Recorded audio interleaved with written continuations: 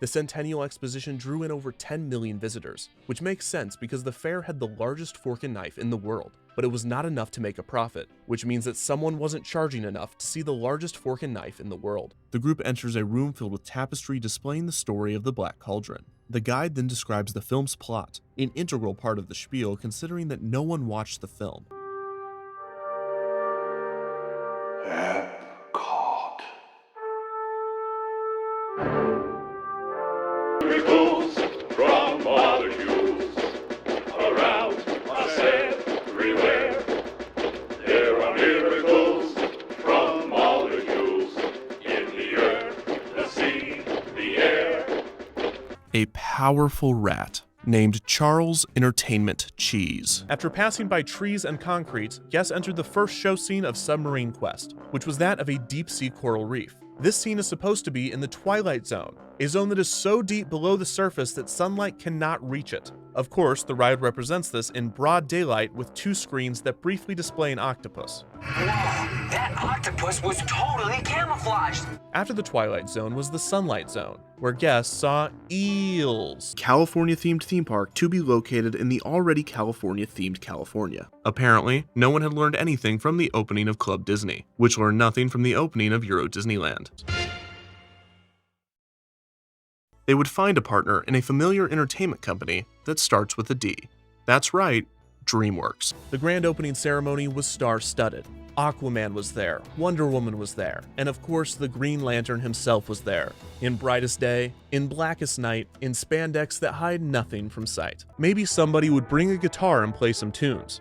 Maybe some couples would sneak off for some alone time. Maybe some guy in a boat would row by to watch.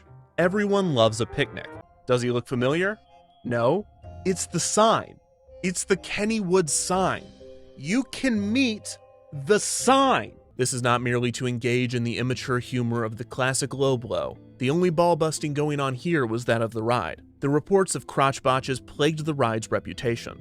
The ride was advertised as an attraction capable of, quote, squeezing a lifetime of action into 90 seconds. But many riders claimed after the change that it only squeezed one's ability to make a life out of them in 90 seconds. The fourth and final layout was Nick Hotel's honeymoon suite, called the Nick at Night Suite. Oh yeah.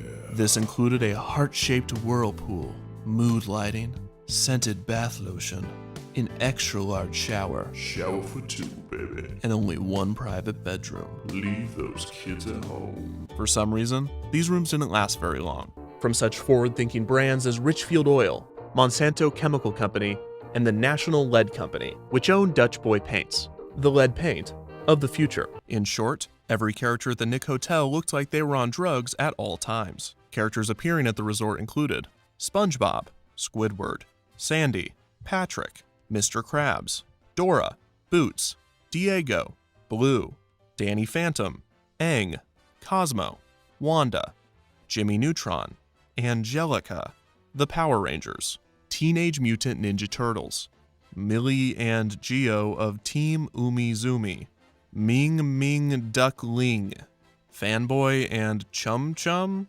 Chase and Marshall, the Paw Patrol dogs, Pablo, the Bubble Guppies, and Little Bill. Go ahead, Doctor. Please tell us about it. Bob, I must just explain to these kids that I have here an atom of uranium. I see. But of course, it's only a loaded mousetrap. It is. Your suspicions are correct, that man was also a Nazi. The Viewliner, combined with the Disneyland Railroad, Frontierland's Mine Train through Nature's Wonderland, and Fantasyland's Casey Jr. Circus Train, brought the park's total amount of trains up to 4, which thrilled Walt because he loved the number 4. As religious groups came to the statue's defense, claiming that breasts are okay if they're for Bible reasons, and in almost every single image, he is seen gawking at her. Every single image, except for this one, where he's gawking at a waitress. And the answer to this would come in the form of a powerful cat named Garfield. In 1936, Billy Spivey, Donald Davis, and Harold Goo Goo Wiles, 3 white teenagers with era-specific names. Someone would need to pay an industrial engineer to create a complex computer simulation of a theme park, populated with agents, all with unique preferences, riding attractions of varying capacities and run times in order to compare and contrast wait times, number of rides ridden, and other factors with and without a virtual queue system, just to get to the bottom of this ridiculously niche curiosity.